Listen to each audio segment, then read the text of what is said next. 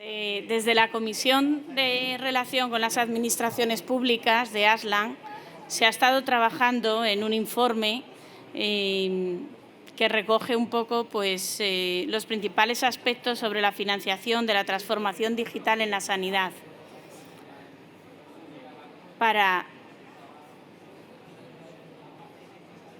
Vamos a dar 2 minutos para que dejen la sala. Bueno, se ha contado con la colaboración de la consultora Calaman y tenemos hoy aquí con nosotros a Ignacio Redondo, que es un profesional que lleva más de 35 años en el sector, experto en contratación, en innovación pública, es socio director de Calaman Consulting y ha estado colaborando con las empresas que conforman la Comisión de Relación con las Administraciones Públicas de Aslan y la Junta Directiva para la elaboración de este informe.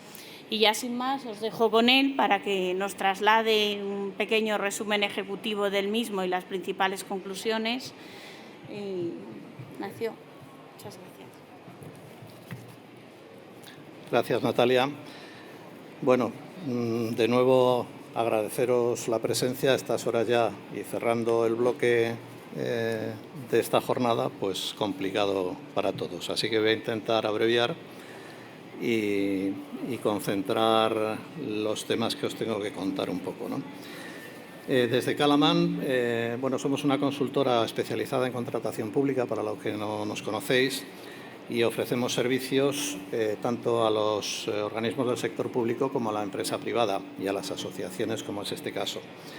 Hemos desarrollado el informe sobre la financiación de la transformación digital en la sanidad. Está prácticamente a punto de concluirse, se publicará en breve en la web de Aslan está a falta de incorporar algunas de las intervenciones de algunas mesas del Congreso, por lo tanto lo terminaremos en breve. Cuando hablamos de la transformación digital de la sanidad, pues conviene poner en contexto unas cuantas cosas y es como hemos empezado el informe. El foco del informe es la financiación, no es la transformación digital como tal, pero sí que es importante ubicar algunos elementos. Para eso hemos utilizado un modelo muy sencillo de transformación digital en 3 niveles. El nivel más alto es el nivel estratégico. En el nivel intermedio estamos hablando del nivel de ejecución, el que hemos separado, por un lado, lo que es la organización interna, los procesos y la propia organización y la operación, y por otro lado lo que serían los usuarios del sistema, aunque al final, si hablamos de transformación digital, los usuarios, hay tanto usuarios internos como usuarios externos, pero bueno, en esa diferenciación hablaríamos de los usuarios del sistema de salud. Y por último, en el tercer nivel estaríamos hablando de la capa tecnológica y ahí pues se aglomeran o se consolidan todo lo que serían soluciones tecnológicas que soportan o en los que se apoyan todo el nivel anterior, que es el nivel de ejecución. Cuando estamos hablando de este informe, hablamos de financiación de la parte tecnológica exclusivamente, entre otras cosas por el carácter de la asociación Aslan, que está centrada en la tecnología. Entonces, a nivel de ejecución se han identificado una serie de retos. Ya os digo, voy a dar pinceladas nada más, luego en el contenido del informe se detalla todo esto. Se han identificado una serie de retos que pivotan en muchos de los ejes que esta mañana han salido en una de las mesas que se han celebrado. Estamos hablando de la experiencia de usuario, se hablaba esta mañana de la medicina personalizada, es parte de la experiencia de usuario. Estamos hablando de la gestión del dato, también estaríamos ahí incluyendo la parte de ciberseguridad. Estaríamos hablando de la interoperabilidad y estaríamos hablando de la asistencia remoto, donde estaría también incluida toda la teleasistencia. A nivel de la capa tecnológica hemos dividido y hemos hecho un recorrido rápido en el informe, diferenciando un poco lo que serían tecnologías transversales, la parte que sería más la parte de computación, almacenamiento, seguridad, comunicaciones, y luego de tecnologías avanzadas en otro apartado diferente, en función del proyecto de transformación digital que se quiera abordar, pues unas son más de aplicación que otras, evidentemente. Aquí estamos hablando de las ya conocidas, los Big Data, los inteligencia artificial, realidad virtual, realidad aumentada, Internet de las cosas, todo este tipo de tecnologías. Otro aspecto importante que se recoge en el informe son las cifras respecto al Sistema Nacional de Salud. Claro, cuando vemos determinadas cifras imponen un poco. Sabéis que la sanidad se estructura básicamente en dos grandes bloques, la atención primaria y la hospitalaria. Cuando hablamos de atención primaria estamos hablando de más de 15.000 centros. Estamos hablando en 2021, son datos del Ministerio de Sanidad de 2021, de casi 380 millones de consultas, a los que hay que añadir otros 127 millones de consultas, de videoconsultas debidos a la COVID este año, más 13 millones de visitas domiciliarias y 25 millones de urgencias. Si vamos a los hospitales, pues cifras del calibre de 470 hospitales, 112.000 camas, 84 millones de consultas, 24 millones de urgencias, etcétera, etcétera. Y todo esto pues, está operado de alguna manera por casi 700.000 profesionales, considerando tanto la parte clínica como la parte administrativa. Claro, ante estos volúmenes, también esta mañana se hablaba de los petabytes reales, pues para daros un dato adicional, solo en la parte de generación de información basada en imagen, estamos hablando en el año 2021 de 2,4 petabytes de información y en los 4 últimos años pues, se superan los 8 petabytes y esto va creciendo. Entonces, claro, estamos hablando de una cantidad de procesos, de una cantidad de información que hay que generar, que hay que tratar, que hay que gestionar y que hay que almacenar en una organización muy grande y encima con una componente adicional que es una competencia que está descentralizada en las comunidades autónomas, con lo cual si ya sería un problema abarcar una transformación digital en un sector como este, si encima está descentralizado, pues los problemas crecen. Si hacemos echamos un vistazo rápido a qué se ha invertido hasta ahora en tecnología en el sector de sanidad, en los años del 2017 al 2020, la media aproximada anda al cerca de los 700 millones de euros. Estamos hablando de inversión TIC nada más, pero ahí estarían metida también la parte de personal propio de la sanidad dedicada a las TIC, que anda más o menos de media sobre los 100 millones de euros. Entonces, realmente en lo que va hacia el mercado, que serían las inversiones, los gastos, las externalizaciones, estaríamos hablando de una media aproximadamente de unos 600 millones durante esos 4 años. En 2021 ha crecido la inversión, bueno, pues entre otras cosas porque han aparecido los fondos Next Generation EU, que han permitido que en 2021 el gasto se incrementara, pero tampoco de forma desmedida. Estamos hablando de unos 850, casi 900 millones de euros. Claro, la sanidad es un sector, la sanidad pública, que tiene un gasto tremendo. Estamos hablando de unos 82.000 millones de euros al año. Si estamos hablando de 600 millones frente a esos 82.000 millones, pues no llega al 0,01% lo que se invierte en TIC respecto al gasto de sanidad. También se ha dicho esta mañana, lo primero es curar, lo primero es la salud y después están las tecnologías y lo demás, ¿no? Entonces, bueno, pero que cuando se habla de qué gasto se está haciendo en TIC o qué gasto está destinado a la transformación digital, pues claro, el presupuesto es el que es y eso da para lo que da, ¿vale? Luego en el informe hemos analizado, por un lado, las fuentes posibles de financiación, que sería el origen de fondos, y, por otro lado, los posibles destinos o cómo se quiere aplicar esa financiación a determinados proyectos. Dentro de las fuentes de financiación, las hemos categorizado dentro de 4 bloques. Hemos seleccionado exclusivamente aquellos que tratan o incluyen dentro de sus objetivos la transformación digital, de alguna manera. Y bueno, nos quedan, por un lado, la financiación que se obtiene a través de la recaudación tributaria, vía tasas, impuestos, etcétera, etcétera, que alimenta una parte de los presupuestos de los organismos dedicados a la transformación, a la salud y dentro de esto la transformación digital. Luego tenemos el bloque, otros 3 bloques más cuyos fondos provienen de la Unión Europea. En estos 3 bloques están los fondos estructurales, y en este grupo los más importantes en cuanto a su volumen y porque recogen mejor el objetivo de la transformación digital estarían los fondos FEDER. Y luego, bueno, colateralmente estarían el Fondo Social Europeo, pues porque todo lo que sería la capacitación tecnológica estaría incluida o podría estar incluida en ese fondo, y también es importante cuando hablamos de transformación digital. El otro gran bloque de financiación serían los fondos Next Generation EU. Aquí, como sabéis, bueno, este tema se ha anunciado por activa y por pasiva en los últimos meses o el último año. España tiene asignados 140.000 millones de euros globalmente en todo el conjunto de los fondos. Hay dos partidas, una que son los fondos MRR, que es el Mecanismo de Recuperación y Resiliencia, y el fondo REACT-EU.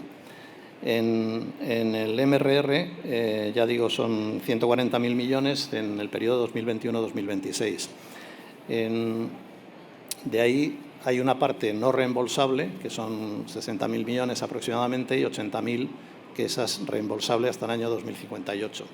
Claro, todo esto luego hay que irlo aterrizando porque son presupuestos globales de fondos que se utilizan para muchas cosas. Cada fondo tiene un foco, como sabéis, de estos de la Unión Europea, tiene unos presupuestos. Cuando digo un foco, tiene un ámbito de actuación, tiene unos objetivos que los fija la Unión Europea, tiene unos presupuestos y tiene unas reglas del juego, unos reglamentos. Entonces, cuando son fondos que gestionan los países, la Unión Europea define este primer escenario que estamos diciendo, y luego ya cuando tiene el país asignado ese fondo, esa cantidad que le corresponde, ya internamente y siguiendo esas reglas del juego es cuando lo distribuye en su territorio, en nuestro caso en la Administración General del Estado y en las comunidades autónomas, en función de las necesidades particulares que tiene cada una de esas zonas territoriales. Hay una cuarto origen de fondos que vienen de la Unión Europea, que son fondos de gestión directa. Y ahí los más importantes, que ya también algunos os sonarán, están los fondos Horizon, que en el periodo de financiación que finalizó en 2020 era Horizon 2020, para el periodo nuevo 2021-2027 se llama Horizon sencillamente. Está un fondo de Europa Digital y un fondo de EU for Health, que también toca de alguna manera la parte de transformación digital en la sanidad.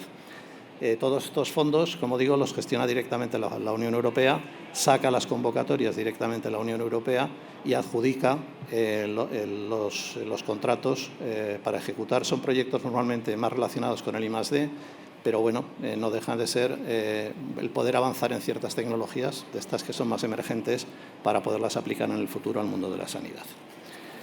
Esto en cuanto a las fuentes. Si vamos al destino, digamos, en qué se van a aplicar estos fondos, bueno, pues hay un montón de agendas, de programas y de planes que los hemos clasificado también en el informe en unos horizontales, en los que, bueno, pues ya digo, tiene cabida o tienen como objetivos la transformación digital, pero se trata de una forma genérica o aplicada a varios sectores al mismo tiempo. O sea, no se está hablando específicamente de una transformación digital en la sanidad.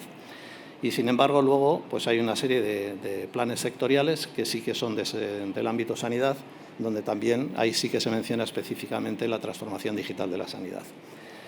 Por mencionar algunos rápidamente de los horizontales, pues está la Agenda España Digital 2025, el Plan de Digitalización de las Administraciones Públicas, y luego está el famoso Plan de Transformación y Resiliencia, el PR de Recuperación, Transformación y Resiliencia, que hay uno a nivel nacional, y luego cada comunidad autónoma tiene también sus planes de resiliencia, porque, como os decía antes, una vez que vienen los fondos de Europa, luego se distribuyen en las comunidades autónomas y son las comunidades autónomas las que los aplican a sus propios proyectos, siempre respetando esas reglas del juego que se fijan para cada uno de los programas.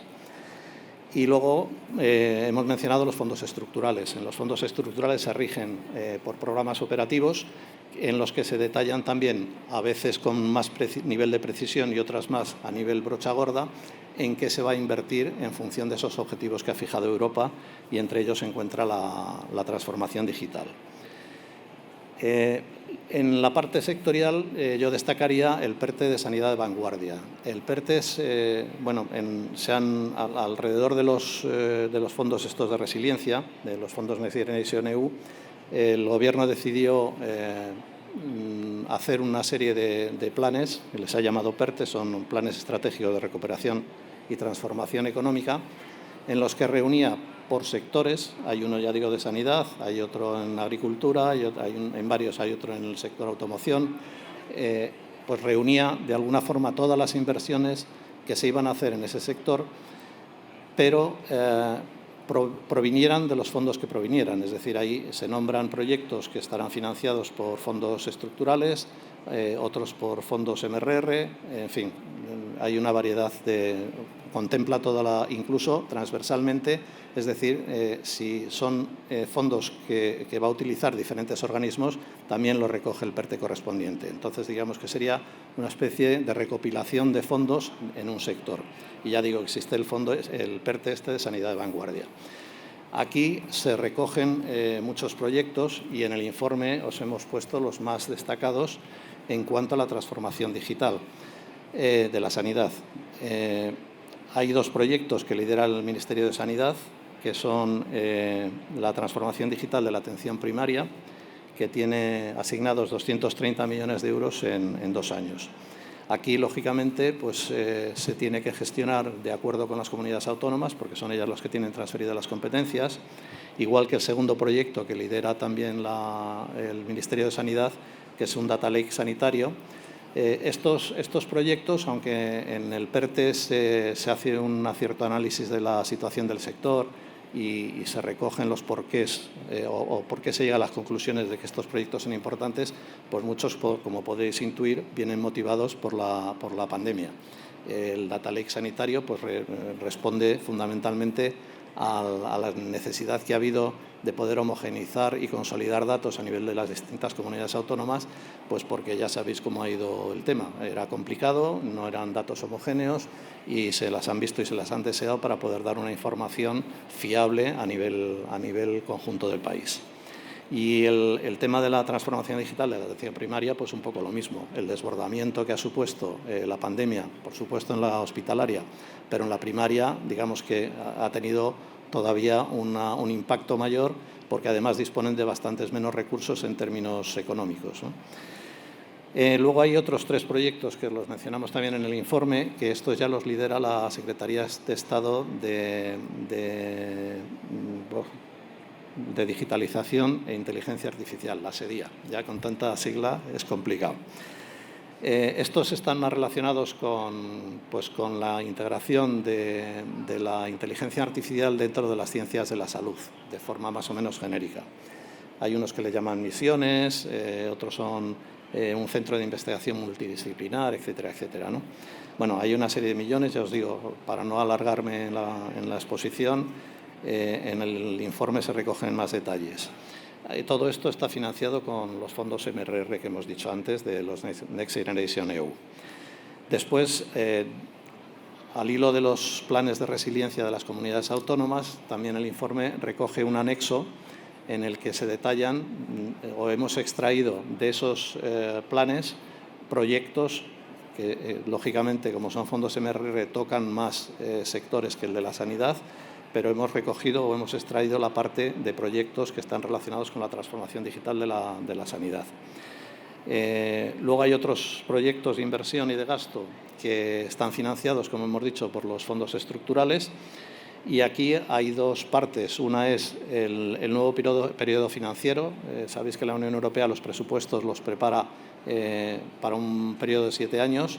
El último ha sido de 2014 a 2020 y ahora estamos en lo que llaman el marco financiero plurianual de 2021 a 2027. Perdón. Claro, estamos justo en medio, porque el periodo o los fondos, digamos, que se aplicaron para ese periodo anterior, el de 2014-2020, corresponden a ese periodo financiero, pero la ejecución de los proyectos que se financian con ese dinero sigue un patrón que le llaman N+3, que quiere decir que se financian durante el periodo 2014-2020 y luego durante 3 años más. ¿vale? Curiosamente, los periodos anteriores a eso no eran un N+3, eran un N+2, y eso tendrá un efecto que vamos a hablar ahora también. Entonces, estos proyectos, bueno, pues de los presupuestos que fueron asignados en su momento del periodo que ha vencido supuestamente en 2020, pero que la ejecución continúa estos 3 años hasta diciembre de 2023, pues todavía está en ejecución. Y bueno, los programas operativos que os comentaba antes, que son los que rigen un poco la aplicación de esos fondos en cada una de las comunidades autónomas, o los que gestiona la Administración General del Estado, que afectan a varias regiones, pues se detallan con más o menos profundidad en esos programas operativos. Hay veces que son brochazos gordos y hay veces que están muy detallados con asignaciones presupuestarias más o menos concretas. Entonces, bueno, ahí van saliendo convocatorias. Todo esto, todos estos programas de fondos europeos, tanto los estructurales como los Next Generation, bueno, pues se implementan pues a través de convocatorias, de ayudas, de licitaciones, y eso pues es lo que va llegando a la sociedad, al mercado y a las administraciones públicas. Entonces, bueno, hay que estar atentos a la plataforma de contratación del sector público, porque, o hablando con los organismos, evidentemente, porque te puedan dar cierta información adelantada, pero esas convocatorias o esas licitaciones al final se publican y están en régimen de competencia. Entonces, ya digo, los detalles pues de esos 230 millones que hemos visto antes de la atención primaria, de los fondos MRR, no van a salir para adjudicárselos a una única empresa. Se trocearán en varias licitaciones y en otro tipo de ayudas, financieras o de otro tipo, y eso se irá publicando y se irá adjudicando a distintas empresas, en este caso, ¿no? Luego está la parte de los programas estos de gestión directa que decíamos, que ahí pues son empresas y organismos y consorcios que se presentan a las convocatorias que publica la Unión Europea, y lo mismo, suelen ser proyectos de innovación, de compra precomercial, de compra de I+D, y ahí pues se presenta cada uno en las convocatorias, salen para temáticas y asuntos concretos, con unas reglas concretas de lo que se puede presentar y de lo que no, y ahí se presentan estos consorcios y se la adjudica para desarrollarlos en el tiempo, en 3, 4, 5 años, depende de las convocatorias. Y por último, no hay que dejar en saco roto el primer bloque que decíamos de financiación, es decir, lo que proviene de la recaudación tributaria. ¿Por qué? Pues porque, como digo, todos estos fondos que vienen de Europa tienen sus objetivos y tienen sus reglas del juego. Y entonces, si tu gasto o tu inversión no encaja ni en esos objetivos ni en esas reglas del juego, por ejemplo, gastos que no son elegibles en los fondos europeos, o por lo menos en los FEDER, pues son los gastos recurrentes. Un gasto de un mantenimiento, pues, o un gasto de personal que hay que contratar recurrentemente año a año para que un sistema funcione, pues no son gastos elegibles y por lo tanto no los financian esos fondos. Bueno, eso no quiere decir que no exista esa necesidad. Hay que mantener los sistemas, hay que tener personal operando los sistemas muchas veces y hay que sacar ese tipo de contratos. Claro, esos no se pueden pagar con fondos europeos, por lo que estoy diciendo, y por lo tanto ya hay que recurrir al presupuesto ordinario que proviene de la recaudación tributaria en el país. Por eso digo que no hay que echarlo en saco roto, porque de ahí también salen licitaciones de otro tipo, pero salen también. Una última reflexión sería en cuanto a la capacidad de ejecución, que también la hacemos un análisis en el informe, de estos fondos. Claro, ahora nos ha venido la oleada de los fondos Next Generation EU que estamos hablando. Si nos fijamos nada más en la parte no reembolsable, nos olvidamos de la reembolsable, estamos hablando de 3 veces lo que tenemos asignado de fondos FEDER. En FEDER son 23.000 millones de euros, aquí estamos hablando de 60.000 millones de euros. Claro, haciendo un análisis de los periodos anteriores, de cómo hemos ido cerrando en España la asignación de fondos FEDER, cuánto hemos sido capaces de ejecutar del dinero que teníamos asignado, que es lo que se llama la tasa de absorción, pues es curioso que si se mira al cierre del programa, como os digo, el del último periodo, el de 2014-2020, no está cerrado porque acaba la ejecución en 2023, solo podemos analizar los 2 anteriores por cercanía. Y ahí lo que vemos es que la tasa de absorción, una vez que se ha cerrado completamente el programa, en el caso de España, En el periodo más antiguo, en el 2006, estamos hablando de un 93-94% de tasa de absorción. O sea, se perdió cerca de un 6%, un 7%. Si hablamos del siguiente periodo, el que acabó en 2007, creo recordar, o ya no recuerdo el último, no, en 2013, perdón, en ese ya bajó un poquito más. Estábamos por encima un pelín del 90%, 90, 91, 92. O sea, que ahí estábamos perdiendo de los fondos asignados un 8%, que son cifras muy importantes. Claro, si decimos, bueno, ¿y qué está pasando con los fondos actuales, los de 2014-2020? Bueno, se ha hecho un análisis también, que la fuente de ese análisis es el Banco de España, de los dos periodos estos que he mencionado y del que está ahora mismo en ejecución. Y viendo qué pasaba cuando estábamos en el año 7, es decir, cuando acababa el periodo de financiación oficial, que no el de ejecución, que se extendía, ya digo, 2 o 3 años más. Pues en ese año 7, en países, en casi todos los países, la tasa de absorción estaba alrededor del 70%, si hablamos del primer periodo, ¿vale? del más antiguo. En el intermedio bajaba un poco, pero es que en el actual estamos casi todos los países alrededor del 40%. Es decir, el dinero que hemos recibido por proyectos ejecutados a fecha mayo de 2022, ¿vale? Son datos que están actualizados a mayo de 2022, es un 40% del dinero que teníamos asignado.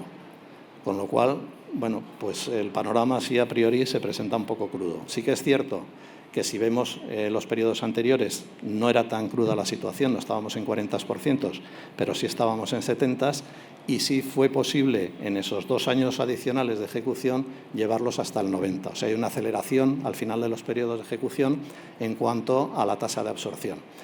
En el caso del periodo actual, pues no sabemos muy bien qué va a pasar. De entrada ya estamos en el 40%, que también tiene sus motivos. Fundamentalmente 2. Uno, porque el marco financiero plurianual de este periodo que estamos ahora en ejecución se aprobó tarde y, por lo tanto, se empezaron a ejecutar los proyectos más tarde. No se empezaron en 2014. Y, por otro lado, al ser un N+3, estaríamos analizando la situación en vez de en el equivalente no al 7º año, sino al 6º año de periodos anteriores para analizar qué pasaba 3 años antes de cerrarse la ejecución de los proyectos. Pero bueno, no deja de ser preocupante el que estamos en esas tasas de absorción a 1 año y medio vista de que se acabe el periodo de ejecución de los fondos FEDER. Claro, si hablamos de 3 veces el importe de los fondos Next Generation EU de la parte no reembolsable respecto a los FEDER, y en FEDER estamos así, pues tenemos un problema probablemente, que es cómo vamos a ser capaces de ejecutar ese dineral que nos viene a través de los fondos Next Generation EU. Bueno, al final llegamos a una serie de conclusiones en cuanto a necesidades para abordar la transformación digital de la sanidad. Por un lado, todo el mundo está de acuerdo en que hay que acelerar la transformación digital.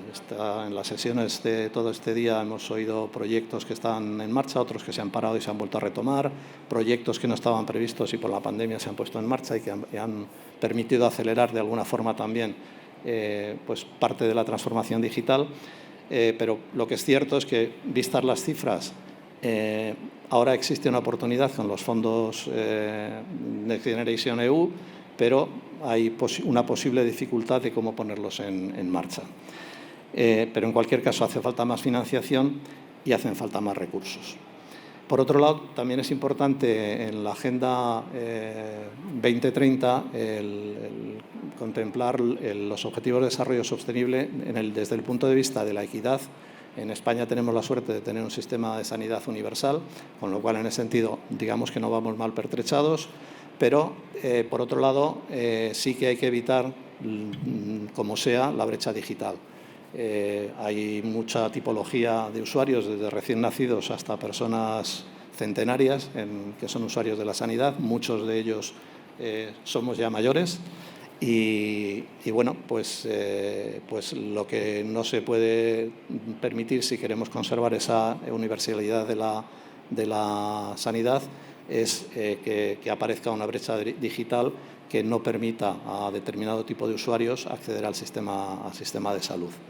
Entonces, ahí es importante hacer foco en esto.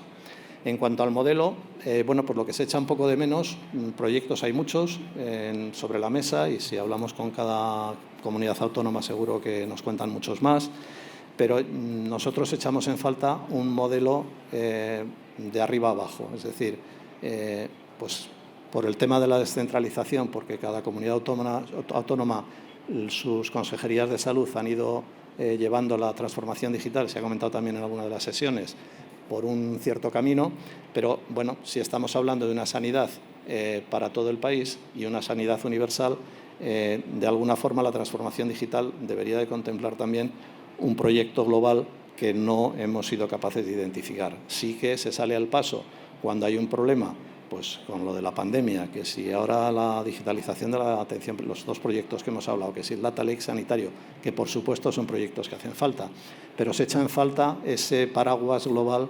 de proyecto de transformación digital.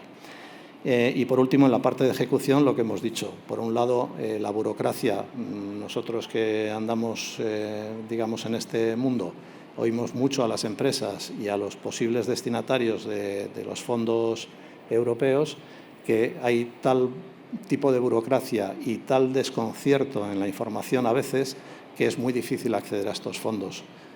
Bueno, esto pues con el tiempo se va puliendo, evidentemente, pero lo que va es retrasando la ejecución de esos fondos y tienen fecha de caducidad, es decir, que no tenemos todo el tiempo del mundo para gastarlos. Entonces, por un lado, intentar disminuir la burocracia, es una de las conclusiones fundamentales también del tema de la financiación.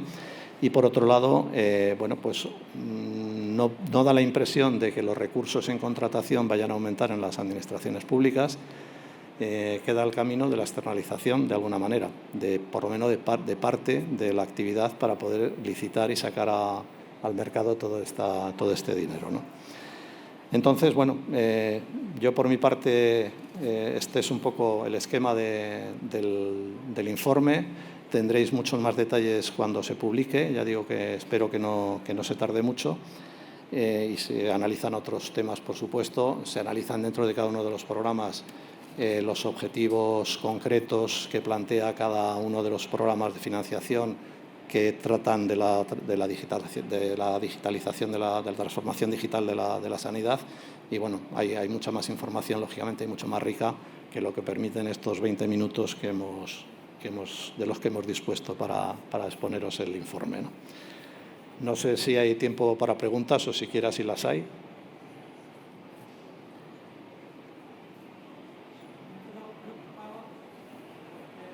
Espera. Sí, me había quedado un poco preocupado porque a nivel nacional parece que no hay ningún plan global.